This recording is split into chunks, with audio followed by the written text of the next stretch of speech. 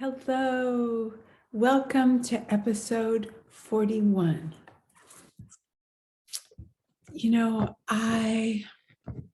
Yes, you don't know. I'm going to tell you what's on my mind. That's silly to start with, It's so great to be able to make what is perceived as errors, like I just did, starting with and knowing that that's just fine. There are no errors. Everything is part of God. There are, some people think, mistakes, meaning we would choose again. And so I'll choose again and welcome you and tell you that I would like to start today with reviewing something that happened in one of my classes. Somebody said, well, the goal is, right? The goal is to be truly helpful. And my gut response was, no, the goal is to be. I see here that my lights are not completely on. Let me just see what's going on here. Let's see.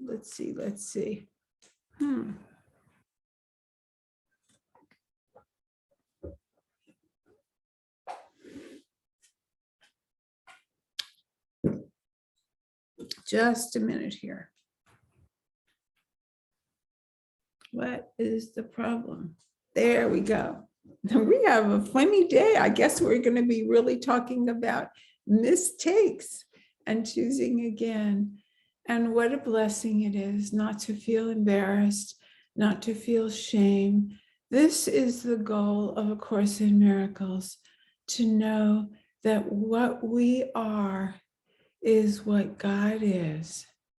Innocent, perfect, whole, holy, complete, the light.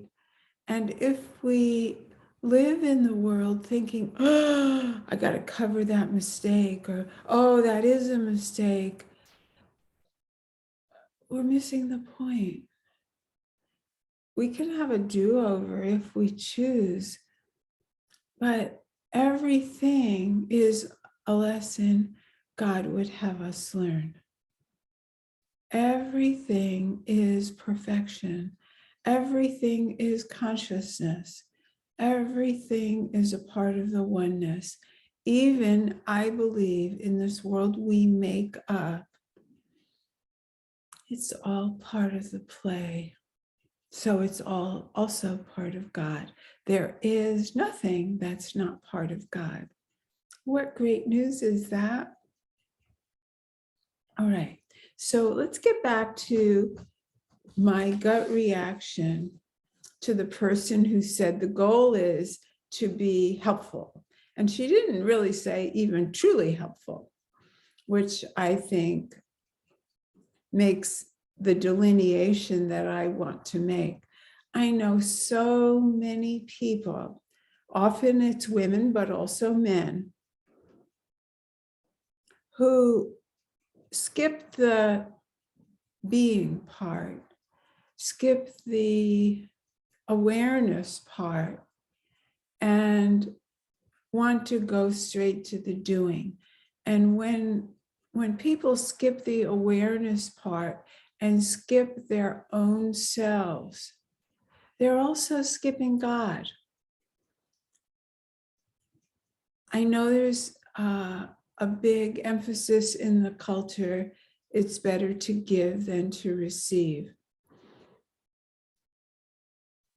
If you give with consciousness, it's the same as receiving. But if you give without consciousness and you're compulsively helping or giving, that, in my mind, is not what A Course in Miracles has suggested. So let's look at the prayer. Some people call it a prayer. It's in chapter 2, section 5, paragraph 19. I'm here only to be truly helpful. I am here to represent Him, or you could say that, who sent me. I do not have to worry about what to say or what to do, because love who sent me will direct me. I am content to be, and that word, that's usually ignored. I am content to be whomever he wishes, knowing he goes there with me. That is not only usually ignored, but profound. What if he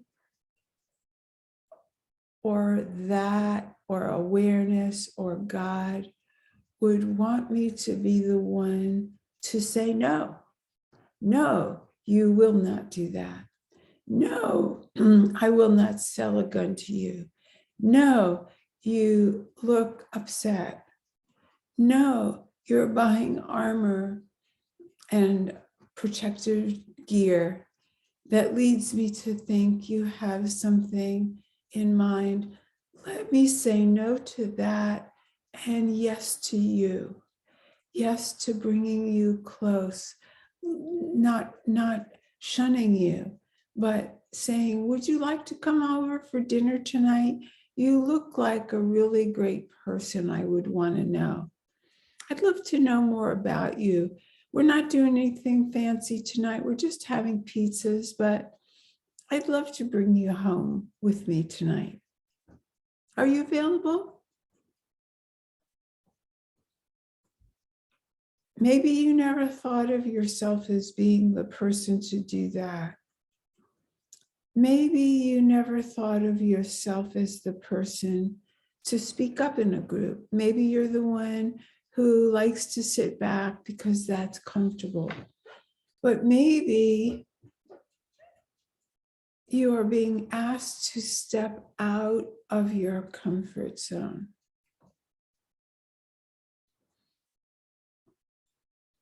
So let's read it again. I am content. That means I'm willing. It doesn't mean I'm happy. It means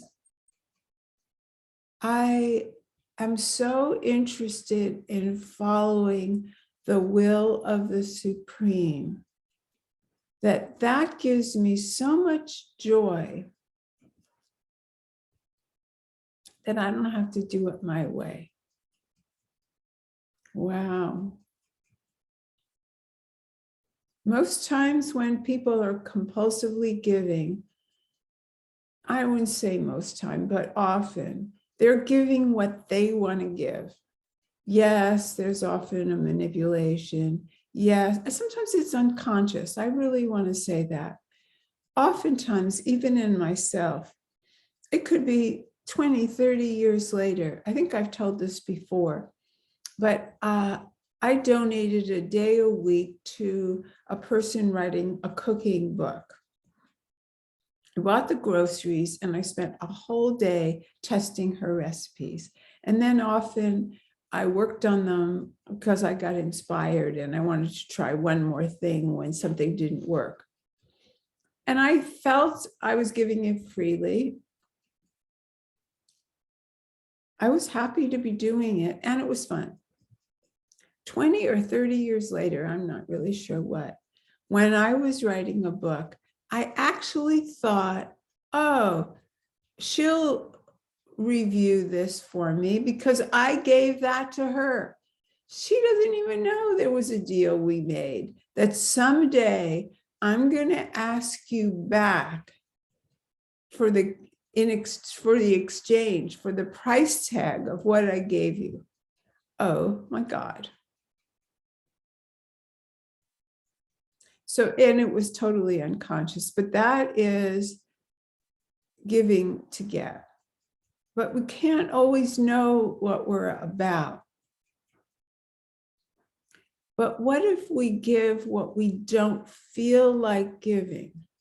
What if I am content to give what I feel like withholding? What if it said that? Wow. I'm not so sure I'd be in favor of the helpfulness prayer, right?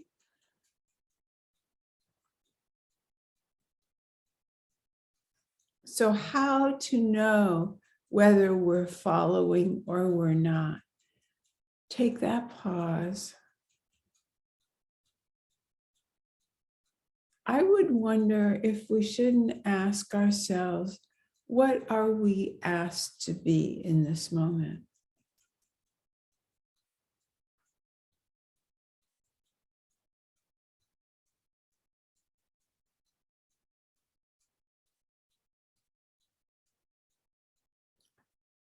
What is being asked of us from the Most High place in this moment? If it's really, really gratifying, or you're going to teach someone something, or you're going to show them, or you're going to improve them, maybe not. You can feel, I can feel when there's ego invested, when you want to show how smart you are, when you want to correct someone by your helpfulness. We talked about that in episode 40. I think it was in episode 40 when we talked about not correcting a brother or sister. That urge to correct. Course is very, very clear on that. Never correct a brother. Wow. So as you're giving a correction of any kind, what would you not receive if you didn't give that particular thing? If there's a big surge of, oh, I have to do this, oh, I would be uncomfortable if I didn't help, I consider maybe not. What's going on there? When we're of service to the one, it's missing that edge of need, want, have to, crave, impulsive. It's a more quiet willingness to show up. For some reason, I'm urged right now to talk about Lynn, who makes this whole thing work. She is doing service to the one. Do you think that she wakes up thinking, I can't wait to put these videos on, or to find this, to hook this person up with the audience? She does so much for ACIM Gather. But is it for personal gain? Very few people know that Exlyn Johnson even does all that she does. And why does she do it? I'm pretty sure she feels a calling. It would be fun to hear back from her on that. But it's not, oh, I got to do this or I'm going to be uncomfortable. If somebody stepped up and said, gee, I'd like to relieve you of this job because I know you've done it for so many years and you've done such a great job, and I bet you'd like to do something else with that time. And I'm going to do as good a job as you did, and I will serve like you did. Do you think she'd be heartbroken in an egotistical way and like, I've got to be the one, it's got to be me, I'm competitive with you, I don't think you'll do as good? No, I'm just guessing. I don't know Lynn that well, but I'm just guessing. So it's not about Lynn, it's about us. What's left if we consider not doing it? Can you can feel it. I know I can feel it when my ego wants to be the one. I actually thought just this morning of offering to host a party for a group.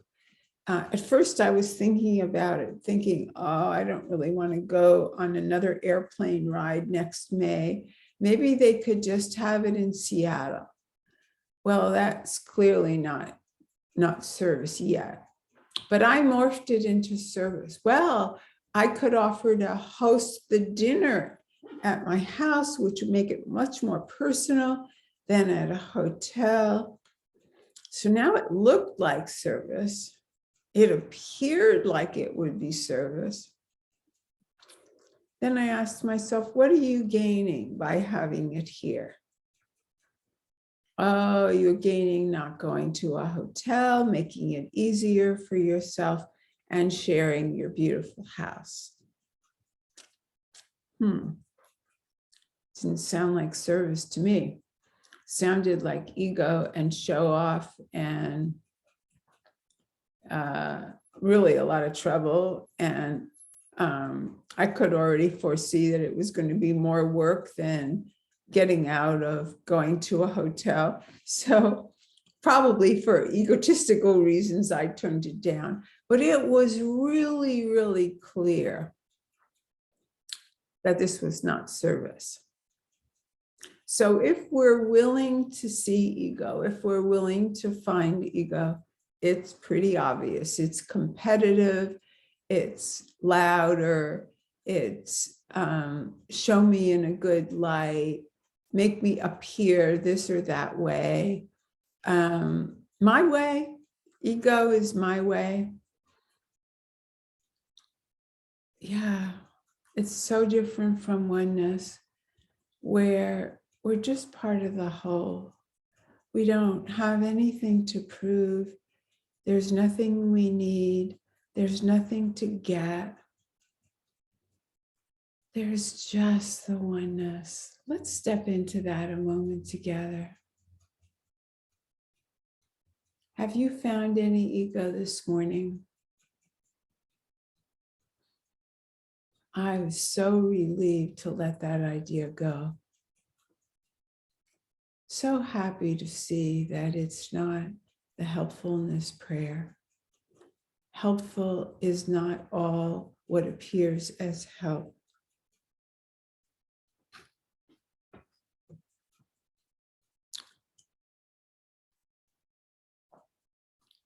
As we join the oneness, let's start with the last line from that helpfulness prayer.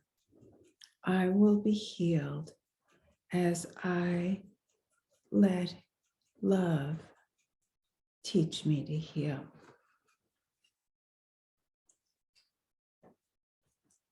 So we have stuff to learn. We have moments when there's nothing to learn. And that's when we're in it. When we remember we're not separate. We're one with the one. And I think more and more that our blood could be our teacher. Because the blood within us, the water that we're made of, mostly made of water, it's always in the flow. It never tries to be separate and have a function like the heart or the lungs and says, let me get recognition. All these people walk around and they don't even know that they're made of water and blood and me. Let me be known. I know I'm being silly, but sometimes in silliness, we can see our own insanity. How, if this is afternoon, morning, night, whatever it is, how in this day have you attempted to make yourself special? When you try to make yourself special, it means you aren't special. It means you don't know you're special. Well, we're not talking about special meaning ego specialness, the way the Course in Miracles speaks of egos.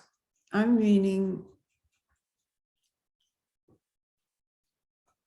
we're each a unique manifestation of God, and we're special in that uniqueness, but not as a separate person, not even as a person, but as God shining her light in each of us. And we each have a different look, we have a different voice, we have a different thumbprint, and we choose to make ourselves believe that we're unworthy, inadequate, not good enough. And then we get loyal to that belief. So I'm using today the word special to resonate with falling in love. In this world, when we fall in love with a partner or a friend, we're seeing them and ourselves as special and lucky. When we remember what we are in the oneness, we're in love with God. And it feels special. Special as compared to the not good enough stuff. Special as a reprieve from not good enough.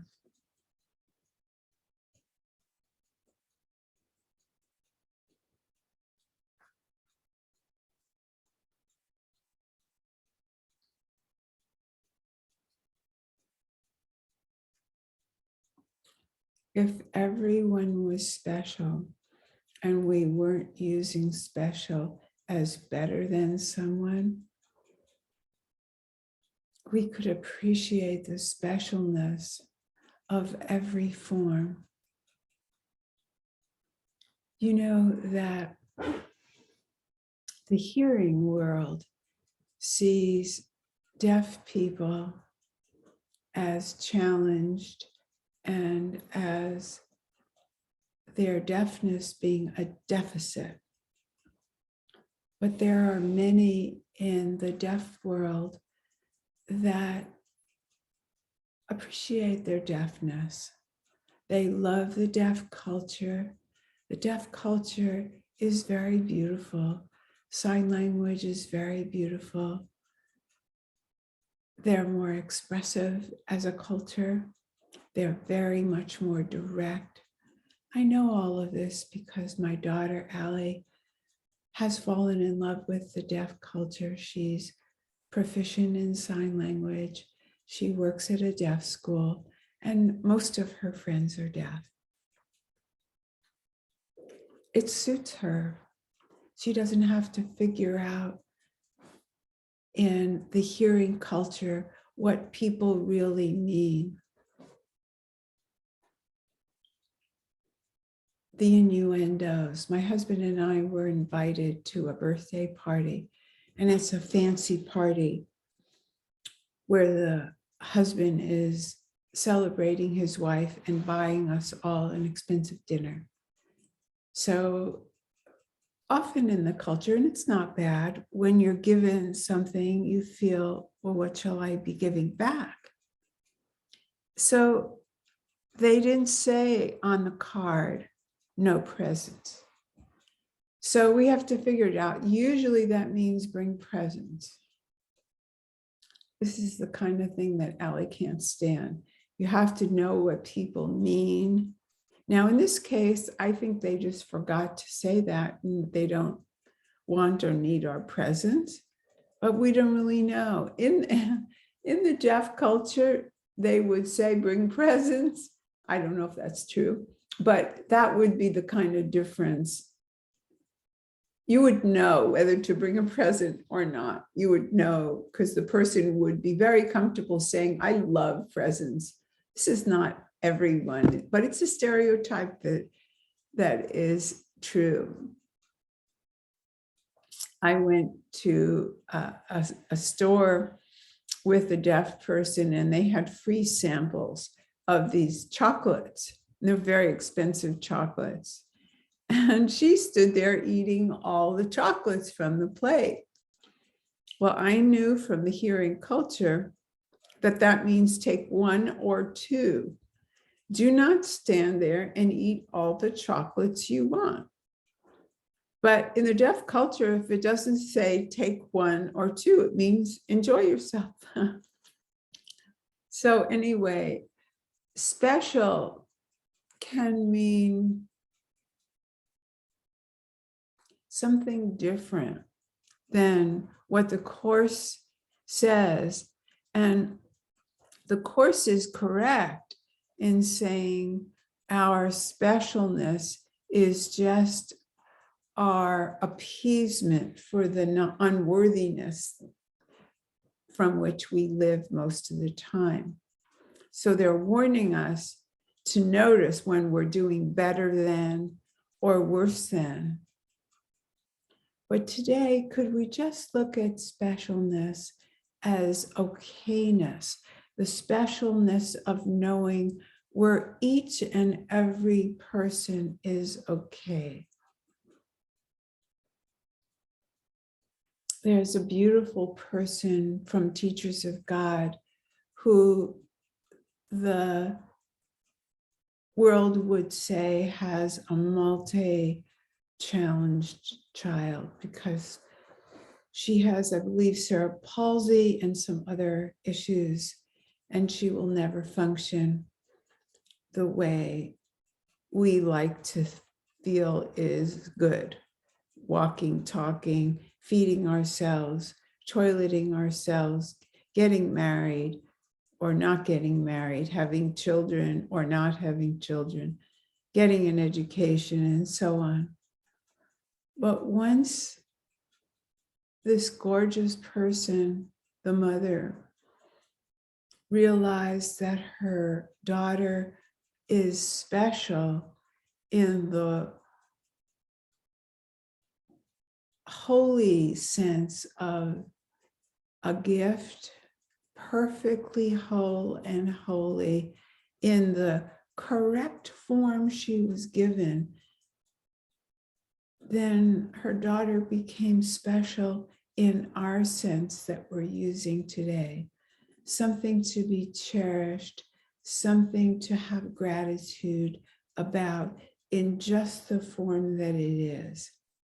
So if all forms of God were special, we wouldn't need the Course in Miracles description of special. I just dropped my timer, so I'm going